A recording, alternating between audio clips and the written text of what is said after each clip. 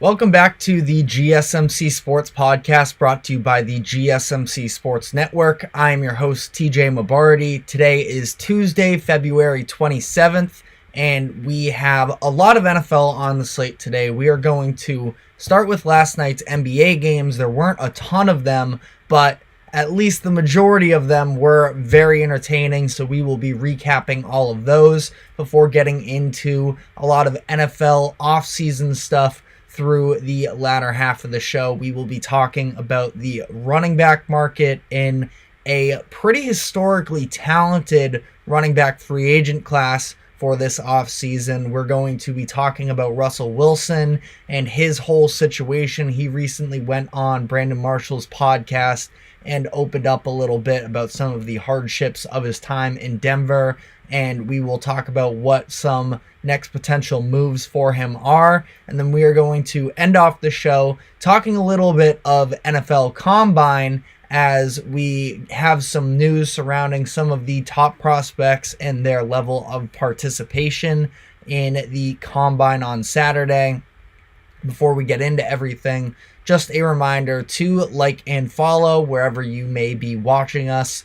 And for any of our live viewers, if you would consider leaving a tip or donation using the link that is streaming across the bottom ticker, that is streamelements.com/GSMC Sports Network./tip.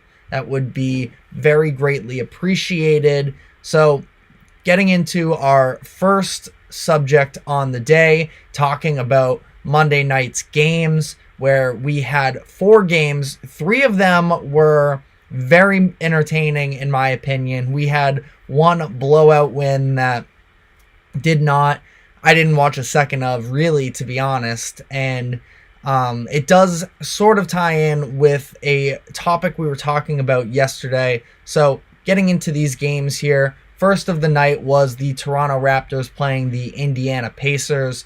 They come out on top here, winning 130-122. Scottie Barnes had an incredible performance leading the charge for the Raptors in this one. He posts a triple-double, 21, 12, 12, with 5 blocks as well. He had a couple very impressive blocks on the perimeter as well, blocking a couple three-point attempts from the Pacers as well. So an extremely well-rounded performance for Scottie, and his ability to initiate for others on offense, I think, has been such a huge step in his development. He came into the league with a lot of the physical tools, and we're seeing him more and more develop these skills that make him a true franchise cornerstone. And especially with the defensive upside that he has, it makes him a real candidate to be a perennial all-star. He was selected to his first all-star team during this year's games, and it was as an injury reserve, but I think that it could be, the first step in a line of different all-star appearances for Scottie. Now the Raptors are sort of building around him as they've gone through this retooling. Not that the dynamic was weird necessarily with the previous version of the Raptors, but power dynamic-wise, between Pascal Siakam, and not that OG Anunoby was ever necessarily a true initiator of the offense. They had a bunch of guys on the Raptors, Fred VanVleet as well, who left during the offseason, where these were all guys that were on their championship team in 2019, right before Scottie had entered the league. So they sort of had the seniority almost a little bit over Scottie Barnes, but now this is his team, and they've also done a very good job of filling up the rest of the team as well with a lot of potential young talent. It was an incredibly well-rounded performance from the Raptors last night in their win. 7 of their 9 players that got minutes scored double digits. That was including the entire starting lineup and some key contributions off the bench from Grady Dick and Ochai Agbaji, who are both young players that they recently acquired. Grady Dick through the draft and Agbaji at the trade deadline. But Dick had just about possibly his best game of the season. He scored 18 points on 7 of 9 shooting, and obviously he was, for the most part, automatic on offense, but it went even deeper than that. I thought that some of the hustle plays that he had as well were really impressive. He grabbed a couple offensive rebounds that he fought for, and I was really impressed with this one play in particular in the fourth quarter where there was an errant pass between Barnes and RJ Barrett down low, but Dick was crashing in from the right corner, and he jumps out of bounds, catches the ball, tips it back into Barrett for an assist there as Barrett finishes it off with a layup. So I thought that was, we're just seeing he hasn't gotten a ton of playing time necessarily this year, but especially now that the Raptors have offloaded some of their top end talent, it opens up more opportunities for him. And somebody who impressed a lot when he was at Kansas during his freshman year last year to make him a late lottery pick. Now we can maybe see some of the offensive potential with him, and if he's going to provide this level of effort on a night-to-night basis, he could absolutely be a key player for them in the coming years. Abaji, like I mentioned, was also very solid in this one. He made specifically a handful of plays for himself, moving without the ball to create opportunities for himself. I thought it was really good. It was those backdoor cuttings. It was relocating along the three-point line.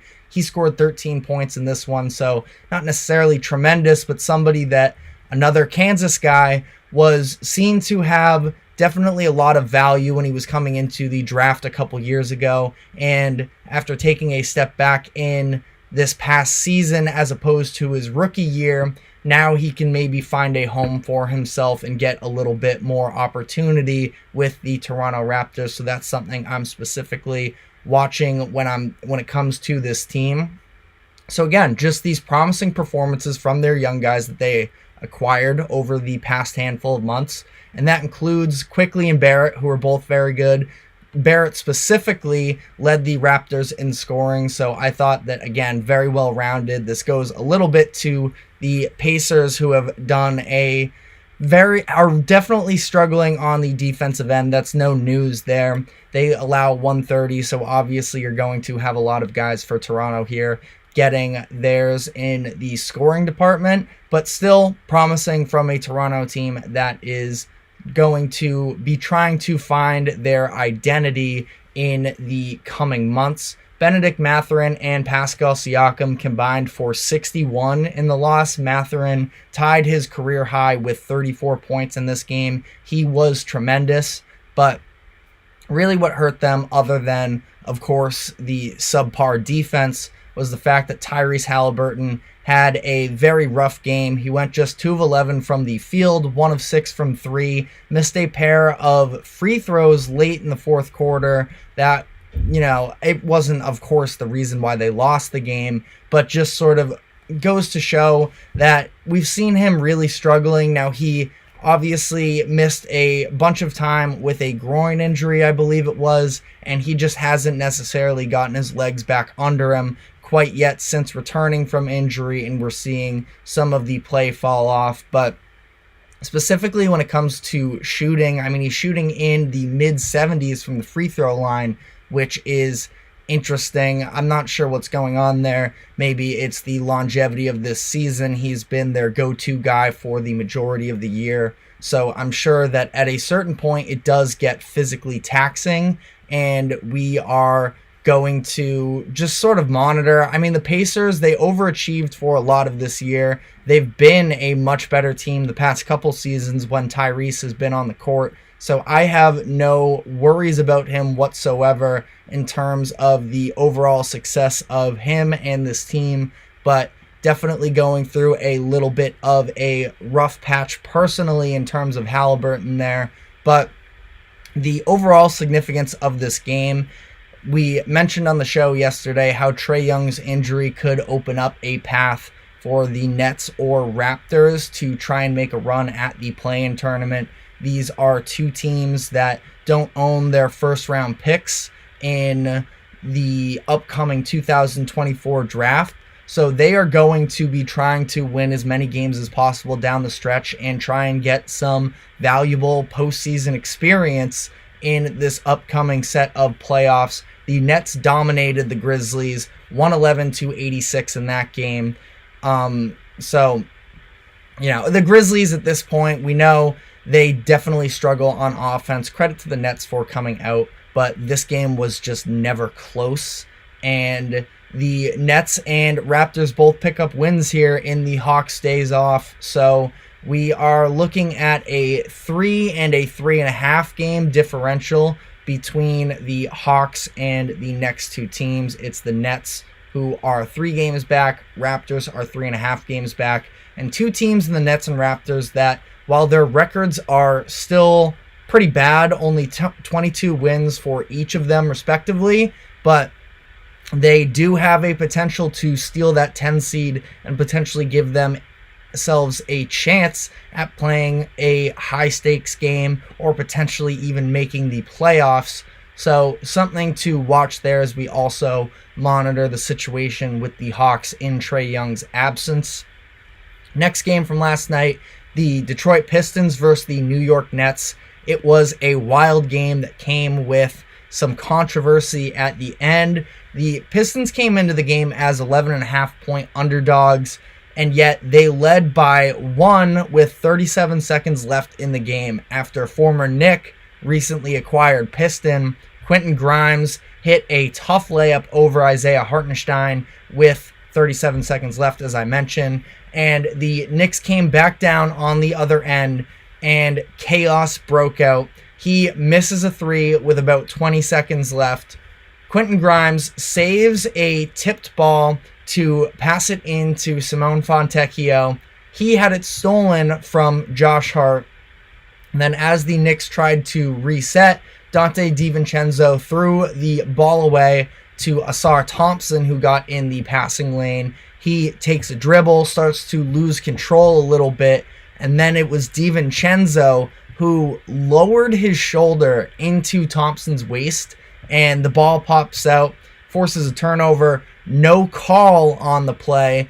Amidst all the chaos, Brunson finds Josh Hart under the basket for an and one layup that ended up being the game winner. Now, all of this took place in the span of 18 seconds with 3 different turnovers. Josh Hart actually missed a couple free throw opportunities here, but the Knicks were able to grab a couple offensive rebounds on both of those misses to help the clock wind down and end up running that game out. So a crazy ending there. The Pistons put together a very good run in the second half to make this a game, and this feels like one that, for a team that has struggled so much this year, this one really hurts to let get away from you. And it sort of stems back to us, of course, with the comments that happened post-game to that play where DiVincenzo, basically minus actually wrapping his arms up and around Asar Thompson, pulled off a pretty good form tackle. Would have been a great hit and form tackle in the NFL, but he gets away with it in this one, and the crew chief referee came out after the game and said that this was a missed call, that they got it wrong. So, it's one of those situations where it's hand up, we missed that one, and yet there's nothing that can be done about the result of this game. Monty Williams was furious on the court, and then in the post-game interview went on a pretty legendary post-game rant. He sat down immediately without taking questions, started going on this rant. He called it the, quote, absolute worst call of the season, and then after finishing up the rant, he walked out of the post-game press conference. So he is definitely going to catch a fine for this one, but honestly, I think it was worth it. He also just received the massive contract during the offseason, so he can afford it a little bit more than other head coaches can. But, this is a very frustrated Detroit Pistons team. In the rant, he talked about how he's been sending referees clips from their games about how it's been unfair, is another term that he used to describe it. So they fall to 8-49, and they are currently on a 6-game win streak. This is, keep in mind, the team that lost 28 straight games earlier this year. And yet, despite all of that, I still don't think that their team is quite as bad as their record shows. I've talked about it before. I think that Jaden Ivey, Cade Cunningham, and Jalen Duren should be 3 legitimate cornerstones at each position for the Pistons going forward here. Cade had a really good game. He had 32 points, 8 assists. He sort of cooled off. He started the game, it was 6 for 6. He was blazing for a while there, but he ended up going 0 for 3 from the field in the fourth quarter, but still a very promising performance. I think it's interesting with Cade because you can see, especially as the Knicks are sending a lot of double teams his way, the level of maturity that he had some bad turnovers in that game as well, but these are sort of, learning moments for Cade as he is becoming the true franchise guy. Like I mentioned, Ivy and Duren I'm also very high on, but Cade is the number one, and I think that, going forward here, these are moments that he's going to have to learn from. Passing out of a double team is such a crucial step if you are going to, be the franchise guy. Quentin Grimes was also terrific for them last night. He had a slow start offensively, but he had a massive impact on the defensive side of the floor throughout the game. Finished with 3 blocks and a steal, and then scored 14 points in the fourth quarter to help lead that comeback against his former team. He's someone they have under contract. He's, I believe, still on the younger side. He can't be older than mid-20s, I would imagine. Only in his second or third year in the league. He's going to be turning 24 in a couple months, playing in now his 3rd season. So he's somebody that could definitely be an interesting piece for them going forward. Simone Fontecchio is a pretty solid scorer, role player that is going to be a restricted free agent. I feel like they could definitely keep him around and build on that. And Asar Thompson as well. If the shooting becomes a thing for him, he actually did knock down a big corner 3 in this game to help them in that comeback. He could be a real piece for them as well. And I thought that he had a really impressive handful of defensive possessions against Brunson. I do see the image there. The Knicks have been struggling as of late. They do pull out with this one, but they have lost 6 of their last 9 games. Sort of got away with this one, but I'm not really willing to put too much stock into their play until we see them fully healthy again. Julius Randle and OG Anunoby have not played since January 27th. They are still a top 4 seed in the East, and we can evaluate them more so when they do get their starters back, but has not been the prettiest stretch for the Knicks. Final game here, the Heat versus the Kings. The Heat were without Jimmy Butler, Tyler Hero, Terry Rozier, Nikola Jovic, and Jason Richardson. A bunch of these players were suspended after a brawl with the Pelicans a couple days ago, so they were very short-handed. They trailed by 3 at halftime, but they absolutely took over the third quarter.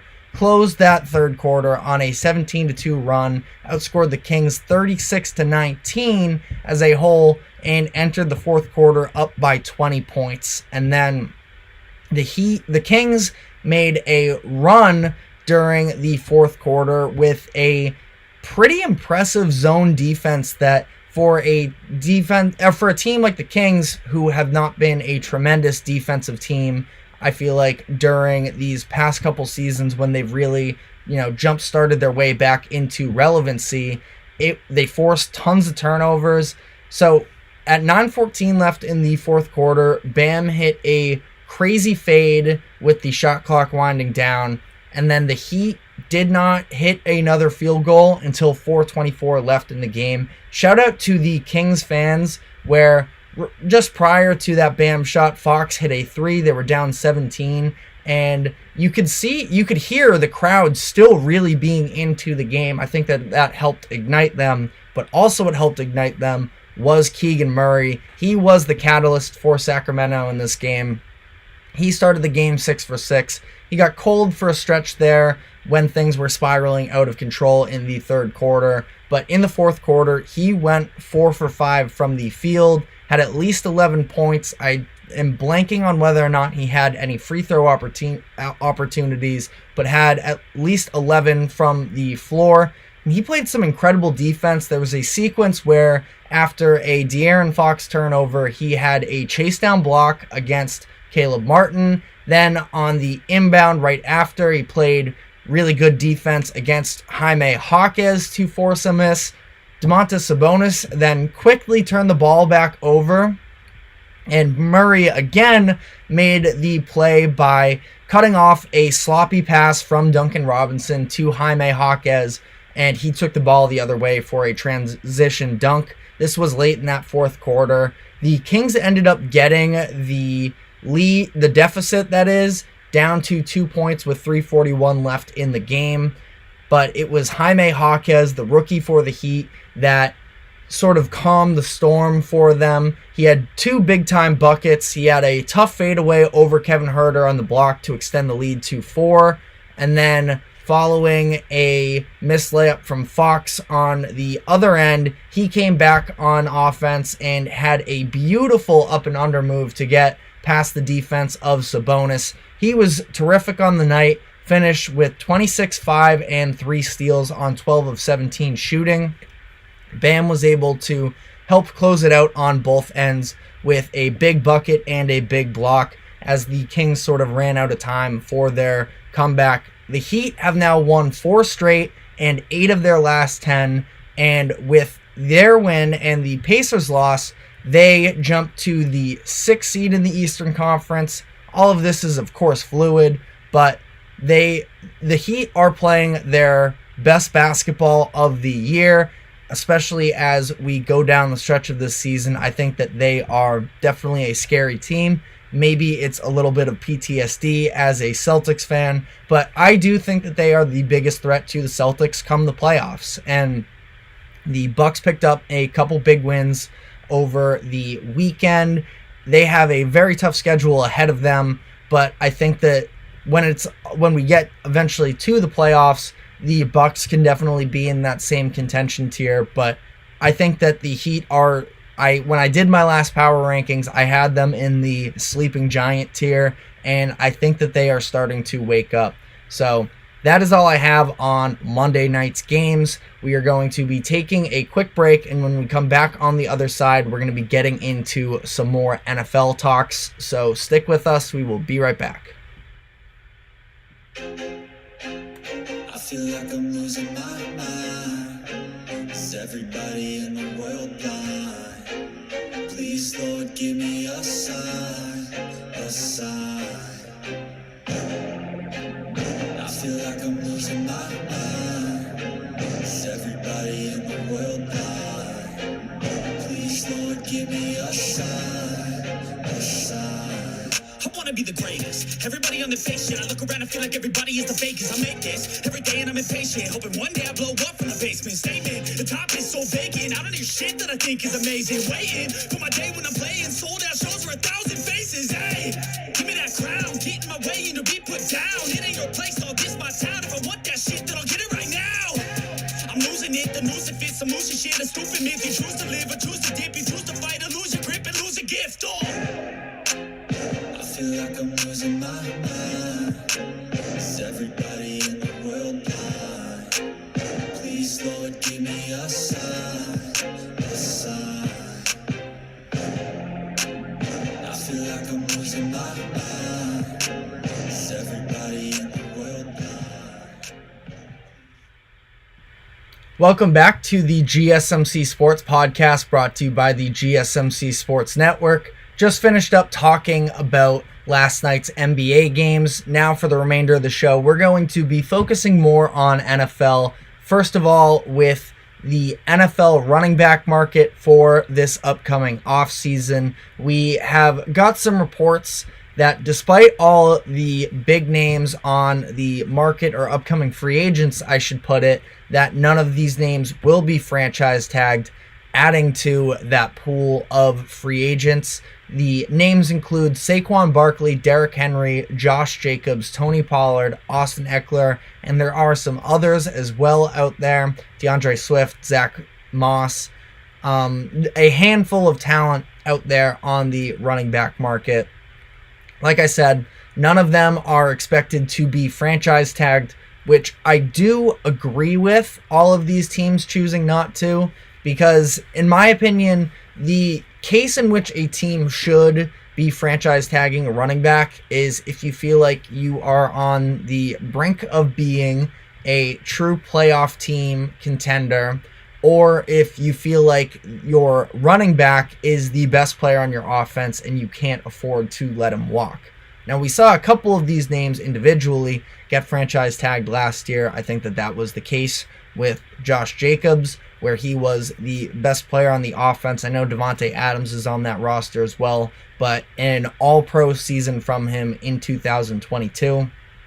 And then Saquon Barkley, who was extremely important for them in making the playoffs, the way that Dable sort of utilized him to be the identity of the offense, also in turn helped Daniel Jones sort of be more of a legitimate option, gave some of the pressure off of his shoulders, and he strategized a game plan where, because you have such a prominent running back in Barkley, Daniel Jones, who is also sneaky able to use his legs, can play off of that as well and play his best brand of football for whatever that is. He ends up getting a contract because of it. They don't pay Saquon Barkley.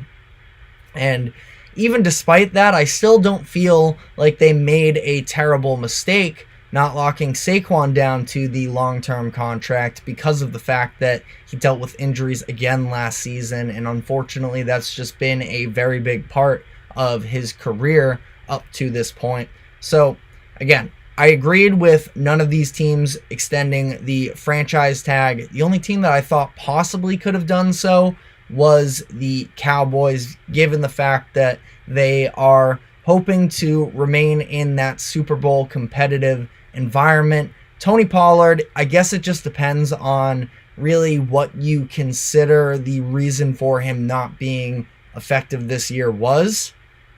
He was injured in their playoff game against the 49ers following that 2022-23 season. He suffered a high ankle sprain and a fractured fibula in their loss, which, set his offseason off in a tough position, because he spent a lot of it doing rehab as opposed to getting himself ready to then be the lead back as the Cowboys moved on from Ezekiel Elliott. And instead of being, the energizing second punch, he was the main workhorse for them. And I think that was a lot to ask of him. Now, do I blame them necessarily? No, but it becomes, again, this question about when it comes to evaluating what Tony Pollard can be going forward.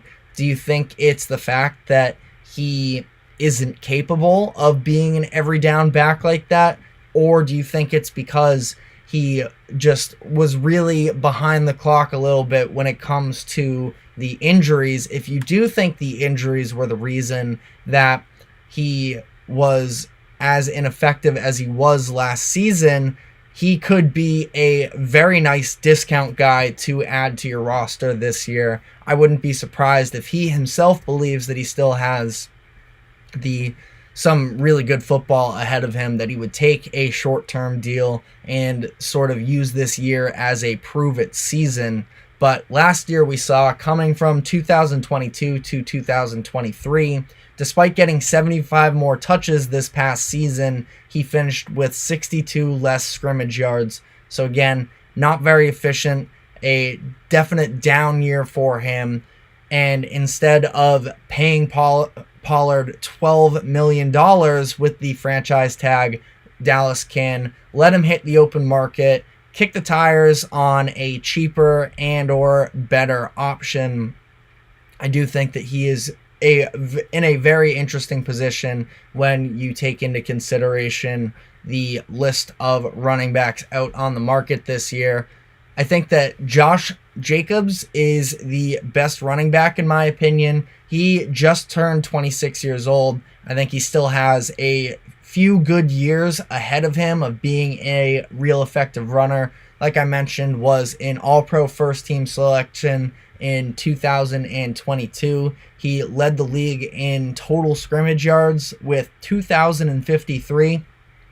Now, he had a down season last year, but I don't put that on personal regression. I think it was a little bit of the situation. Keep in mind, in 2022, he led the league with 393 touches, and then he comes into this season where he's on an offense that had one of the least intimidating passing games in the league. The Raiders were 23rd in total pass yards and 25th in yards per attempt. So I think that other defenses were just able to sort of game plan for him. Yes, they have a couple playmakers there in Devontae Adams. Jacoby Myers is a very solid receiver as well.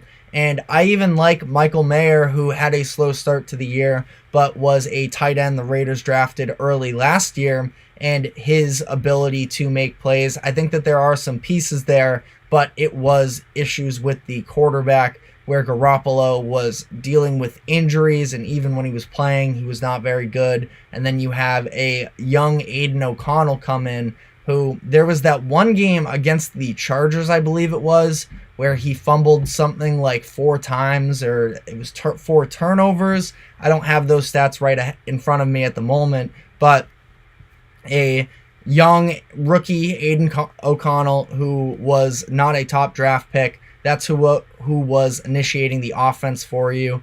Brian Hoyer might have even gotten some playing time for them during that game, the second half against the Patriots. He might have started that next game as well. I believe that led to the controversy around, partially at least, with Josh McDaniels getting fired as the head coach mid-season. So, again, a lot of external factors that I don't think went in the direction of Josh Jacobs, but I do think that he could definitely be a real contributor on a contending team. If any running back is going to get upwards of $10 million in this draft class, I think it would be Josh Jacobs, because I still think that there is a lot of potential there with him. But overall, I think that the question around the running back position once again this year and this offseason is, will we see these running backs stop the trend of the diminishing value? There are a lot of available options, which I think actually hurts some of those top-end guys, because there are more replaceable options should teams feel like these top-end running backs are asking for too much on their contracts. But the NFL salary cap did just jump over $30 million this offseason, so there is a little bit more flexibility for some of these teams to be able to afford paying a running back more.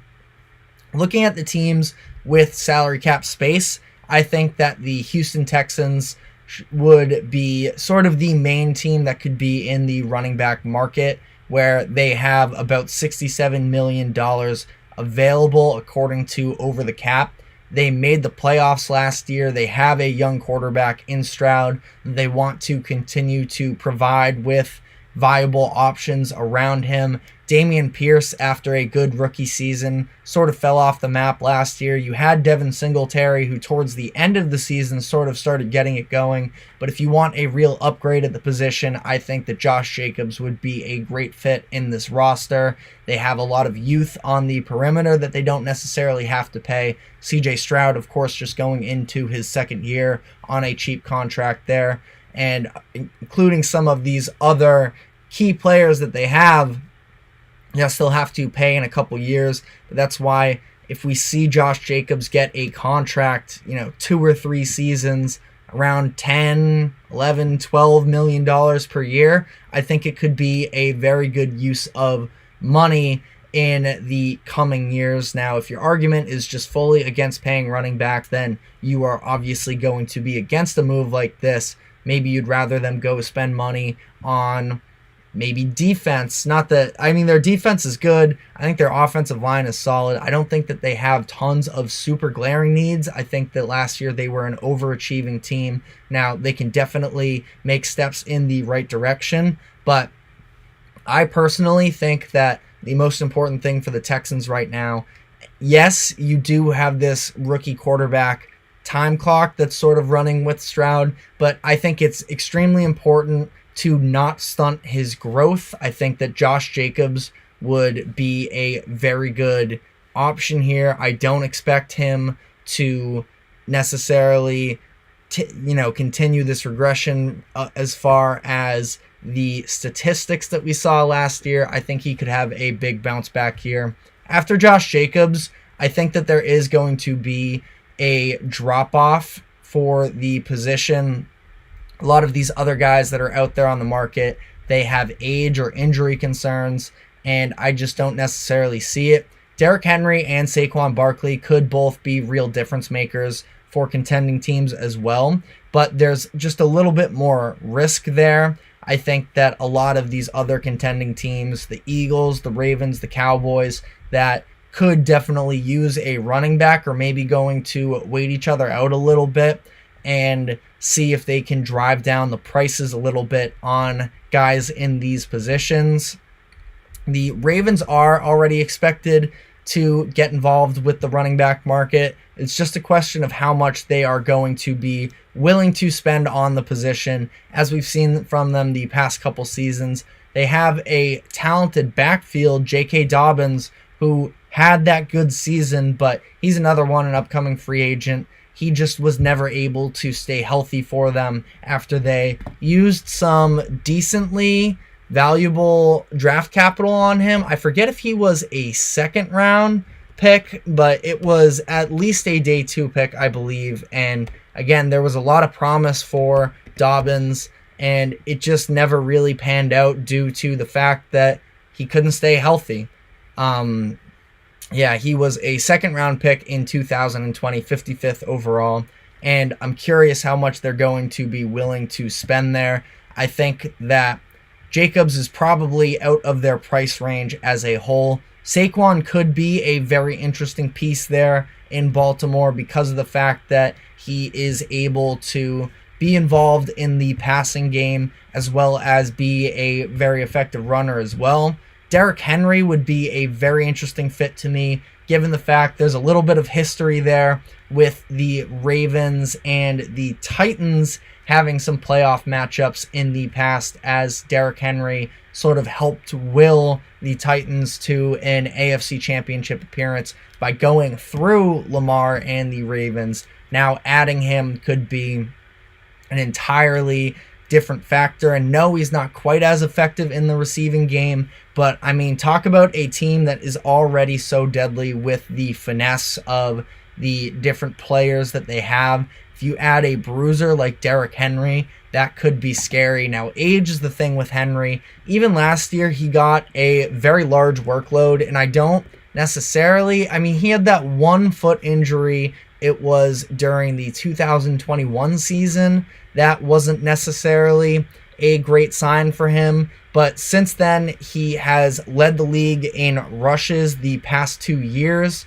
so I do not worry about him necessarily in terms of injuries. It's just, does he still have that same pop?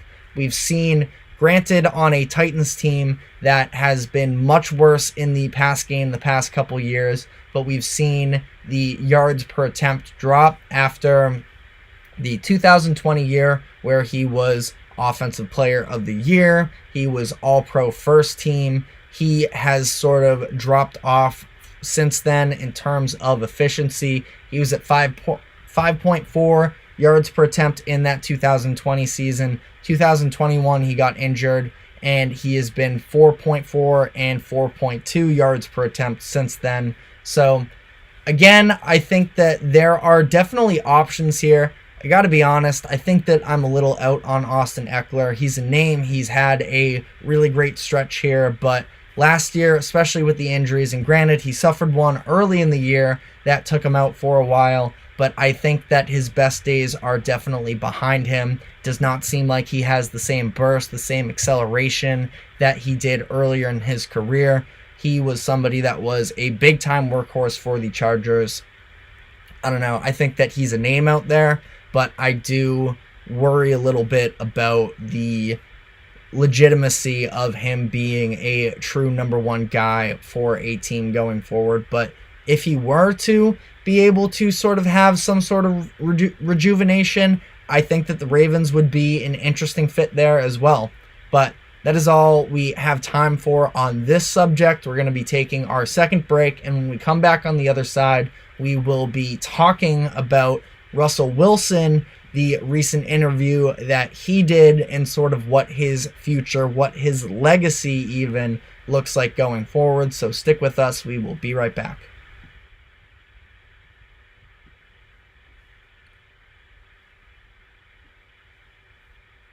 For the best and latest podcasts available anywhere, go to the podcast app on your cell phone and type in GSMC to access free content-rich podcasts on health and wellness, book reviews, sports, entertainment, relationships, social media, movies, technology, finance, and even weird news. Subscribe and download the GSMC Podcast Network's family of shows, available everywhere podcasts are found.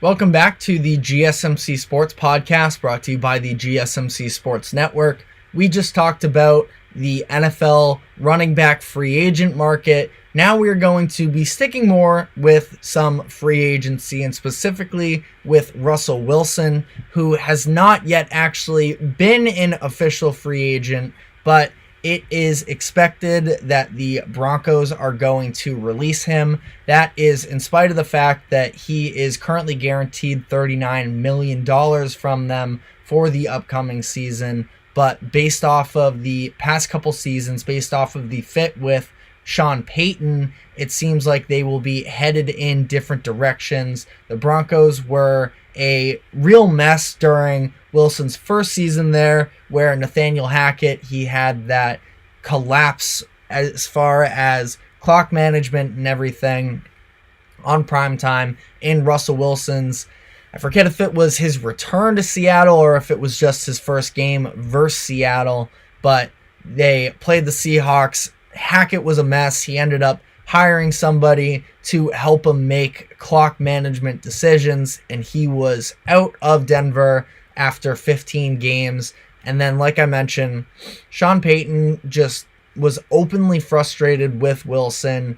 He didn't fit the offense that Payton wanted to run, and things got really messy there, specifically when it came to that whole debacle later in the year where the Broncos threatened to bench Russell Wilson if he wouldn't give up an injury guarantee that was on his contract.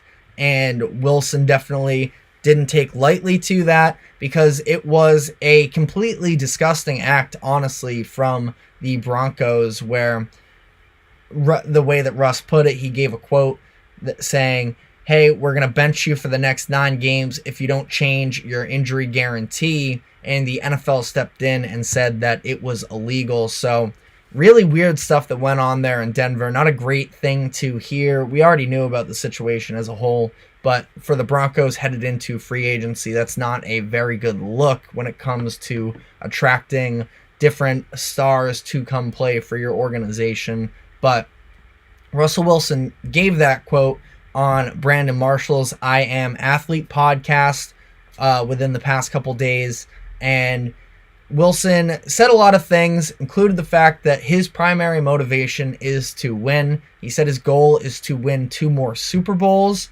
And then in quotes, he said, whether it's in Denver or somewhere else, I think more likely than not, whether it's a Super Bowl or even a regular season start, I think it will be somewhere else than Denver. He did state the fact that he would prefer it to be with the Broncos because he committed there, but he acknowledged the difficulties of the past couple seasons, and again, those behind the scenes situations with management. He said, quote, you also want to be in a place that wants you to, and it's been pretty clear from the Broncos that they do not really want him. So assuming that he does become a free agent, I think it will be somewhat telling of how seriously he takes that mindset of wanting to win in terms of where he is going to go and how much he's willing to sign for. It gets into a little bit of an interesting conversation about his legacy in these instances, because we've seen a Super Bowl quarterback, I would have to imagine he would be a Hall of Famer, now sort of struggling to, I wouldn't even say he's struggling to get a job. I mean, just because these past couple years didn't go well doesn't mean that he was so bad that he was unplayable. He was just very disappointing, which is just an interesting conversation when it comes to what does his legacy look like at the end of his career. ESPN's Jeremy Fowler reported that Wilson could be willing to sign for a veteran minimum contract in this upcoming offseason. He could very likely get more than that, but if he believes, which I'm sure that he does, that he has more left in the tank in terms of being a leader, being able to potentially lead a team, let's relax maybe a little bit on the Super Bowls for now, but at least a playoff appearance, and that he can change the trajectory and the narrative about how these past couple years have gone, then signing a veteran minimum contract may be the easiest way for him to make his way into a situation where he believes he can succeed. And I think that he's definitely fired up for what is to come. He said that he has more fire than ever. What does that mean, though, in terms of mentality is one thing, and having the mentality is a good thing, but how much does he physically feel like he has left to give? He talked about the fact during the interview that he was dealing with a knee injury during his first season in Denver, and which is definitely a factor, especially for a guy like Wilson who relied on his legs a lot to move around in the pocket, be a little bit of an improviser. He said that he felt better last year, but it's going to be interesting because I think that Sean Payton wanted a much more structured offense, where Wilson was looking to maybe be at least a hint of the creator that he was for a lot of his time in Seattle, and the two just didn't see eye to eye. But if he is willing to look into taking a pay cut, there are more than a handful of teams that should at least entertain the possibility of getting him at that veteran deal. Now, signing him is one thing. It's a matter of how short is the leash going to be. We saw him flame out as maybe a little bit excessive when it comes to this Denver stint, but we saw him disappoint in the fact that Denver is willing to eat all of this guaranteed and dead money because they don't want him there anymore. Makes it almost a little bit easier for other teams to have a short leash with him, especially if he's on a veteran contract. So I think that some of the politics around it are definitely a factor in all of this. But in terms of potential landing spots for Wilson, I think if he wants to be in a competitive environment, one that doesn't have a quarterback, but we could see potentially be at least a playoff team, I think that the Falcons would be the best landing spot for him. I've talked about the Falcons in the past in terms of Justin Fields, and that is probably for the Falcons who I would rather them go out and get. But if Wilson were to end up with the Falcons, I think that there is a path there for them to be a playoff team. They have some weapons on offense. They have a very solid left tackle in Jake Matthews. They have two solid running backs. They have Drake London on the perimeter and a little bit of a tight end duo in Kyle Pitts and Jonnu Smith, who had a bounce back year last season. They just brought in Raheem Morris as their head coach. that should help to refine a defense that took steps in the right direction last year, and now they have some more legitimate, I don't know, maybe not legitimate necessarily, but I am very in on Morris as a head coach. I think he did a tremendous job this past year with the Rams defense that was dealing with a lot of turnover, a lot of youth, and they were still able to make the most out of the situation there. I like Morris a lot as a head coach hire, and they are in a division that is very open. The NFC South is overall pretty weak. Now, the Buccaneers did end up winning a playoff game this past season, so it's not that they're bad, but they were a very unconvincing regular season team. It went down to the final weeks of them versus the Saints, who were also a mess in their own right.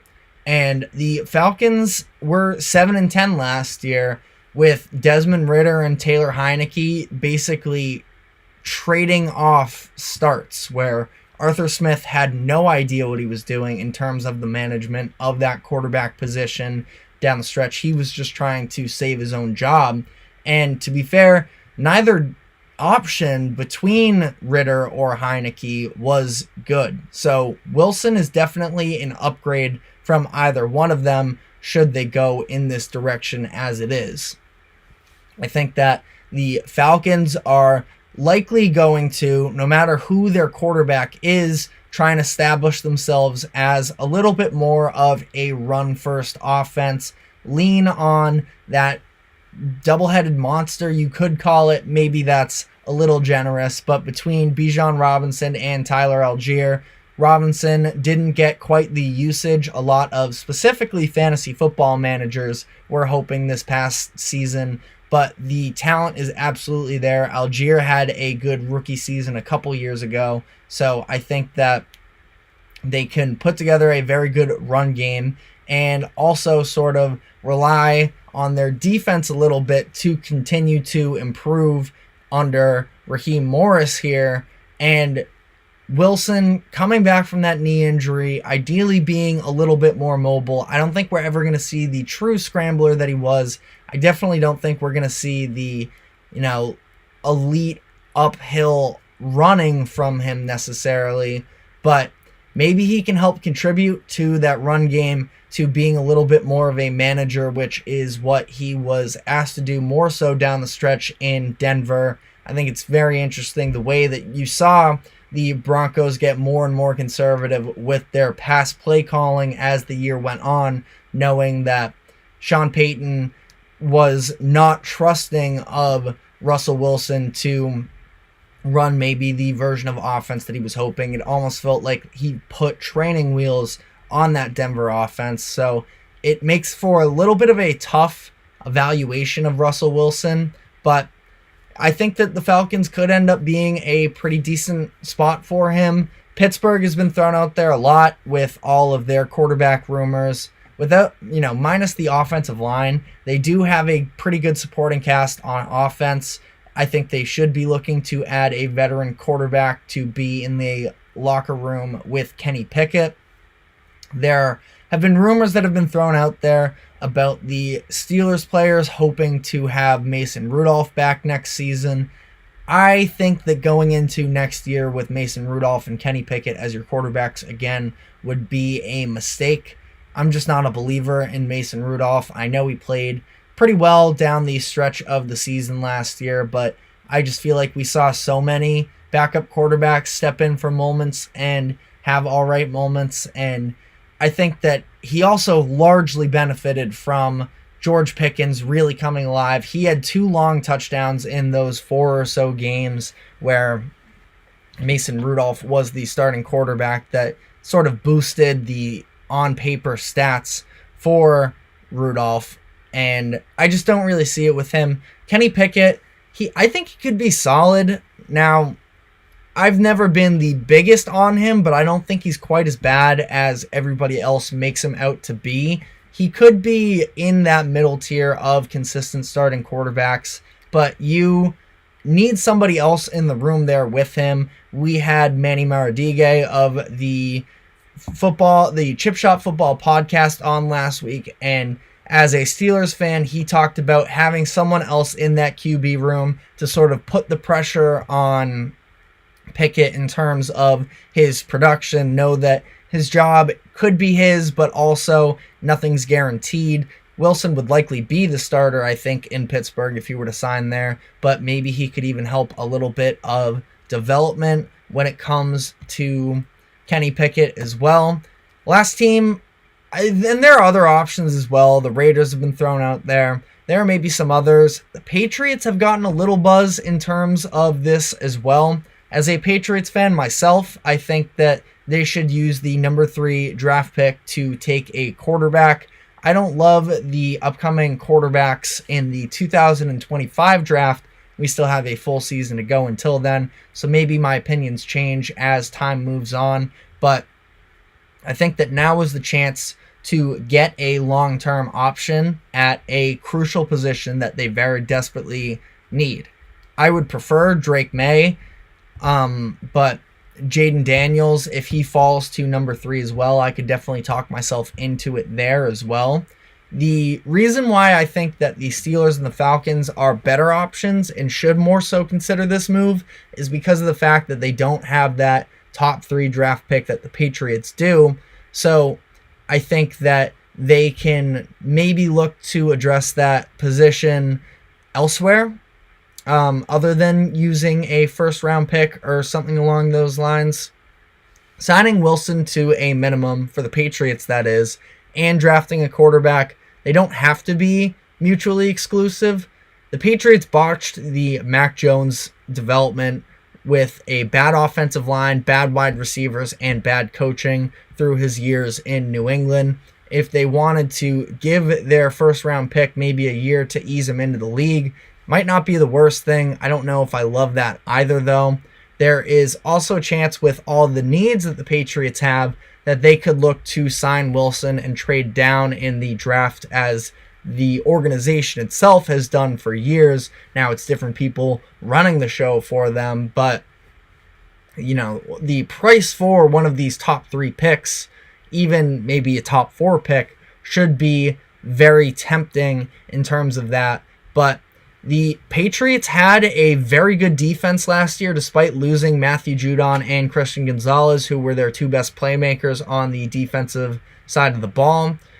You know, you lose Bill Belichick, the coach, but I think that Gerard Mayo, he's been there for a while. He played there. I think that he's going to be a very good motivational leader, and I do think that he knows his stuff when it comes to how the Patriots should be running defense.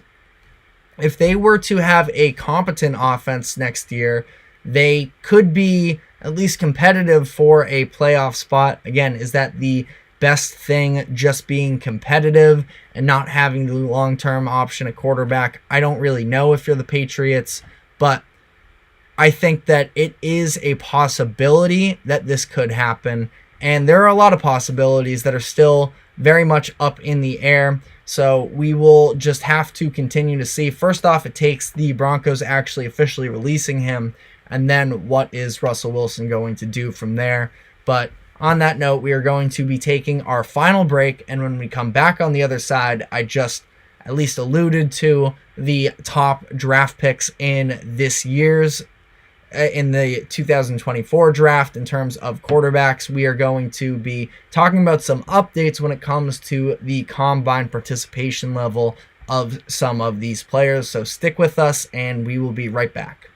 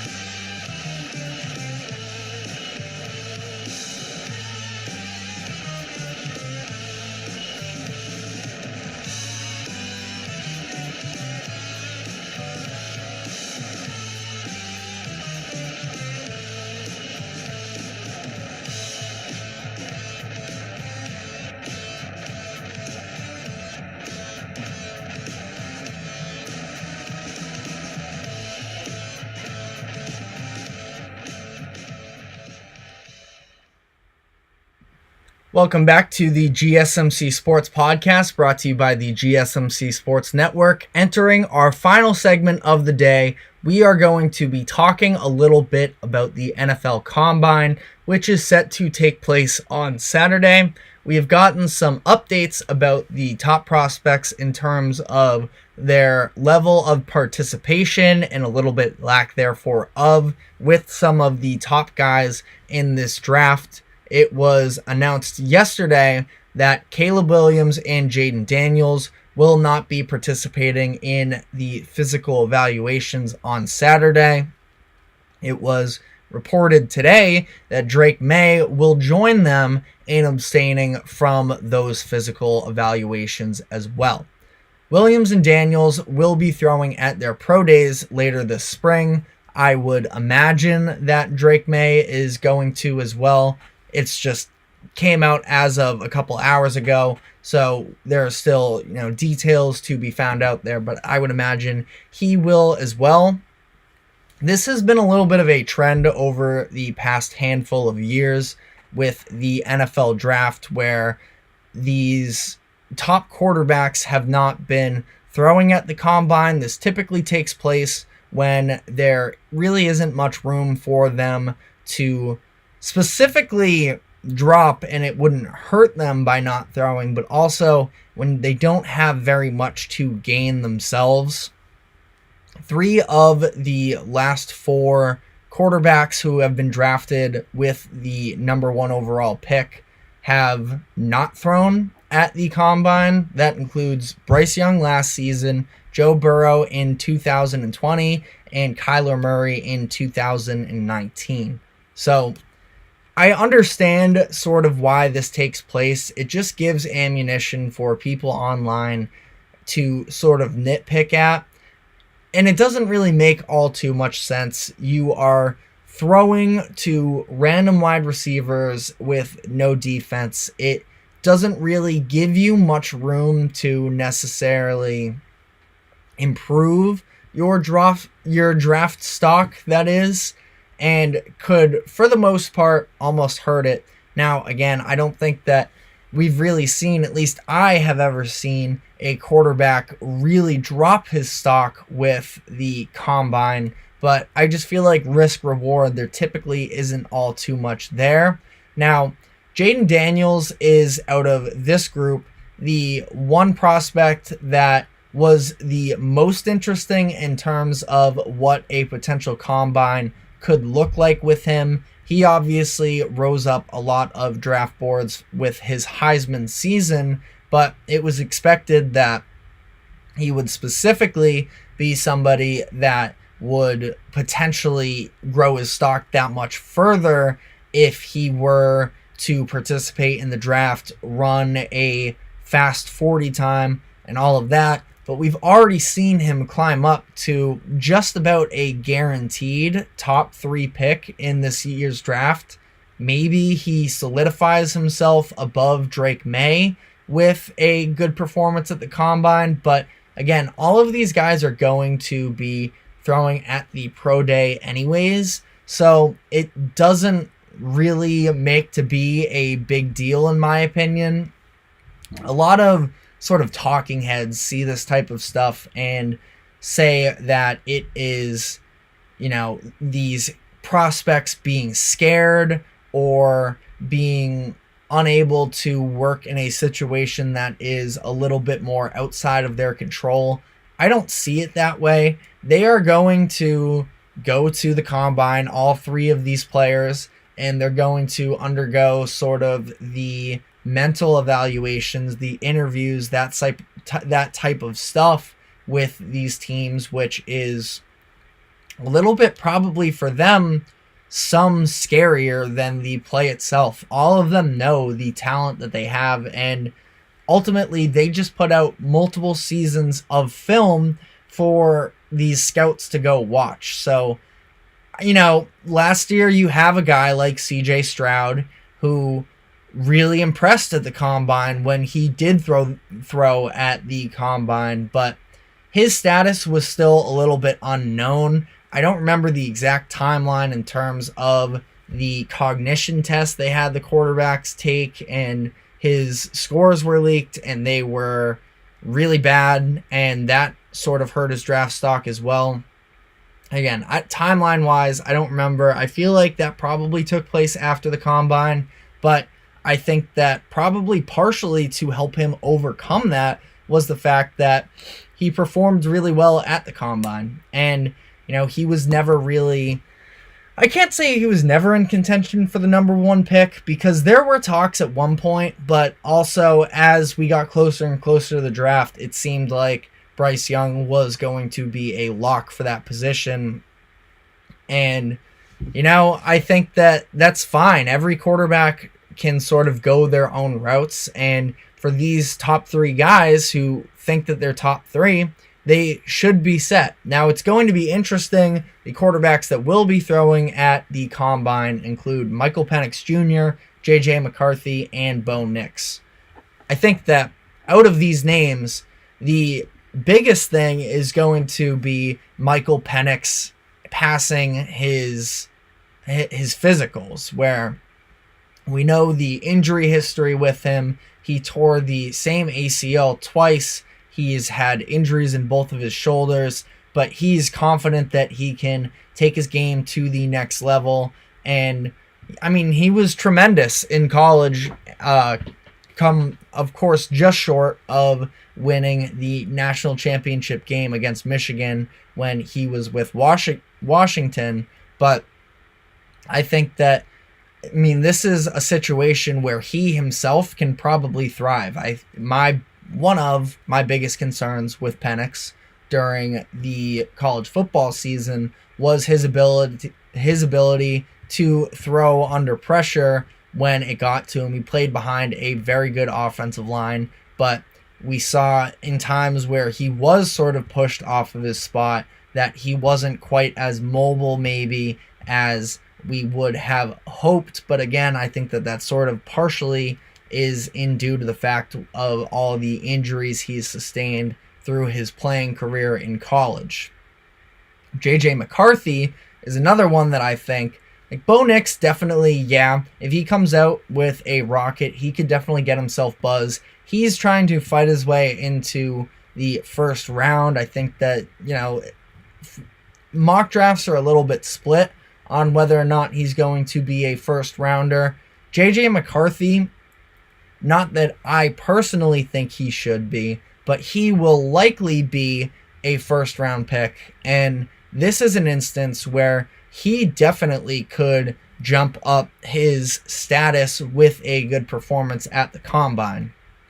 I'm not sure what his 40 time is going to look like. We know that he can run some, and the big thing for him is obviously the fact that at Michigan, in such a run-heavy offense, he never really had to, and a championship-winning team, mind you, so it's not like it was, they were actively going against it. Harbaugh has very openly advocated for J.J. McCarthy being a good pro, but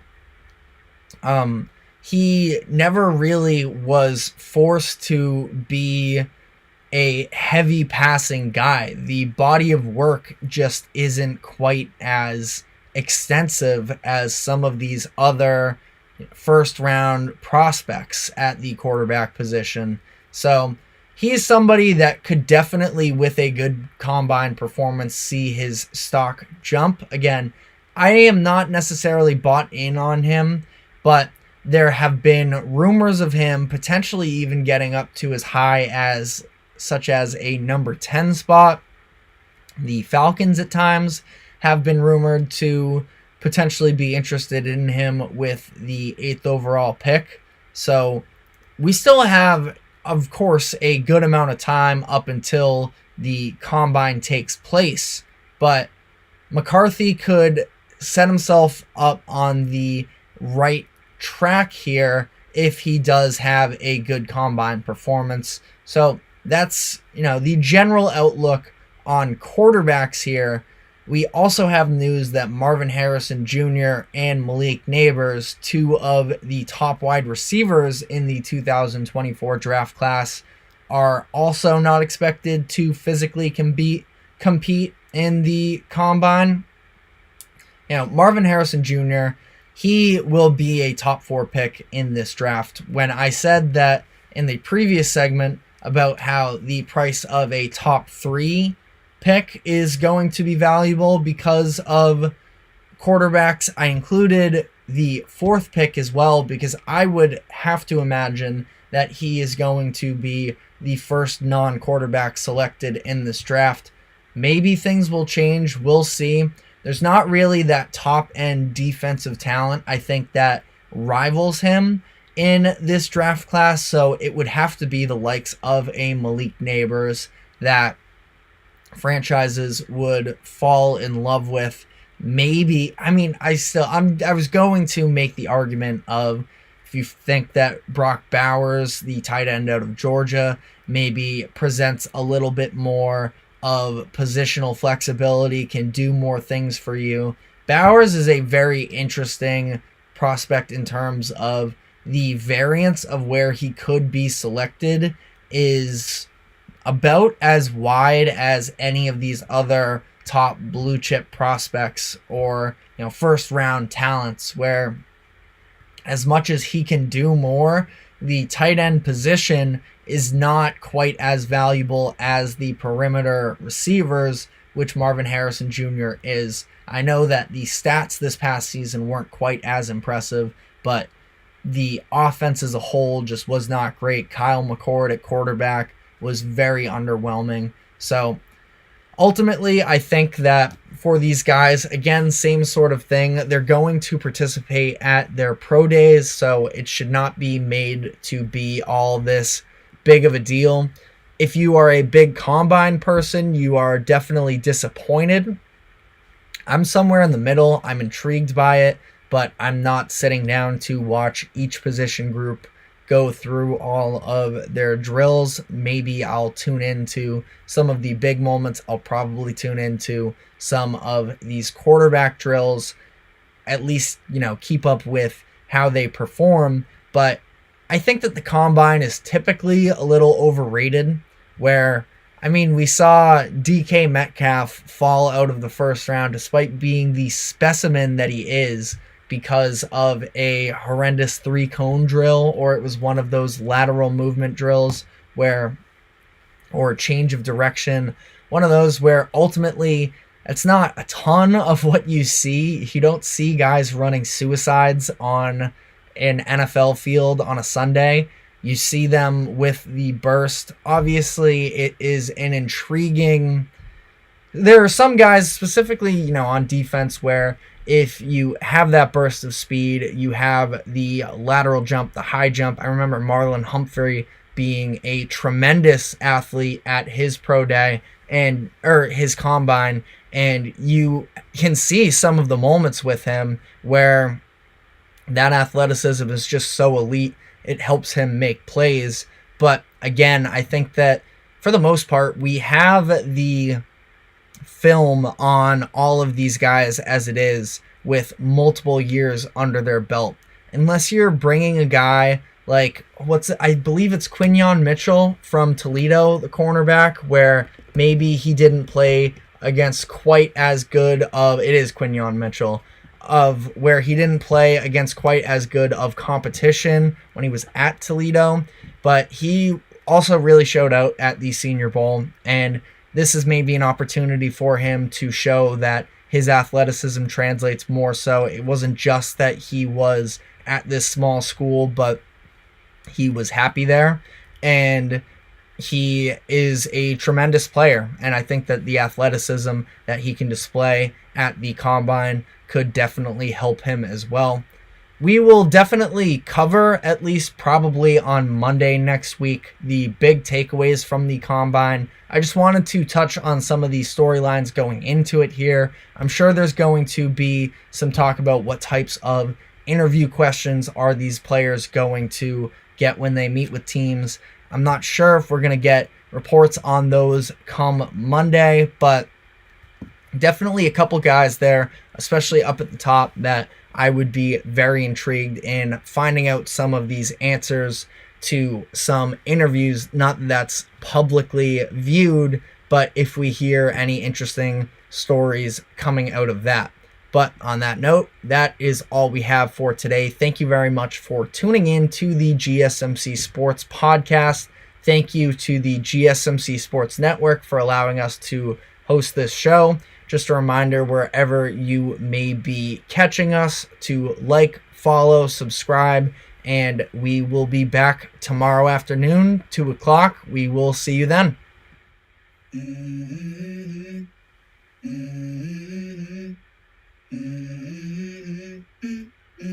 Let's go.